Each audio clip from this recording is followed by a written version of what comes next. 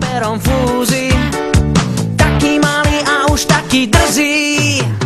Fantáziu má naozaj veľkú, tak napríklad pani učiteľku nechal vysieť pol dňa na halúzi.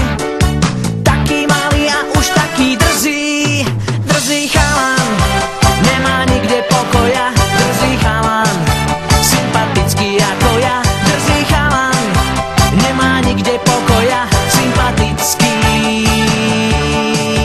ako ja. Zletí, nezostaňte, ach nie. Schovajte sa, milí žiaci, veľkí aj tí malí. Bežte, čo vám sila stačí, lebo sa už valí. Fantom školských chodieb, tučný golém.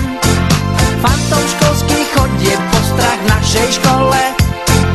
Fantom školských chodieb, tučný golém.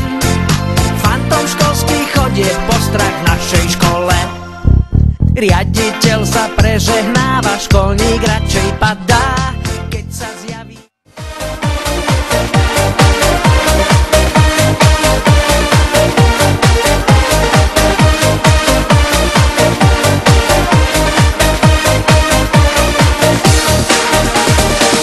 Vždy si vravím, nenalečím a už zase neviem, čo s tým.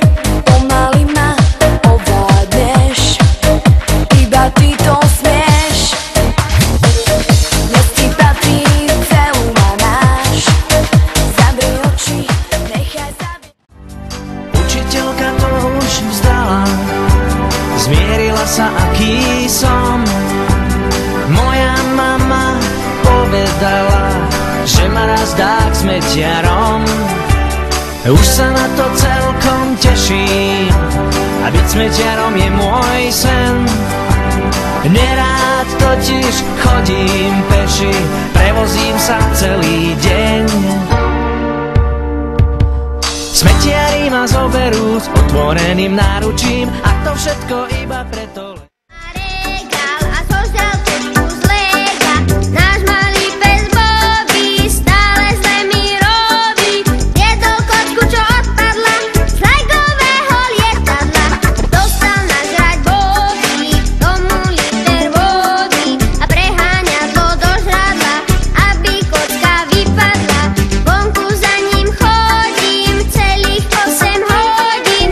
Všade za ním behám, či vráti kocku z lega. Pokáč Bobby leg.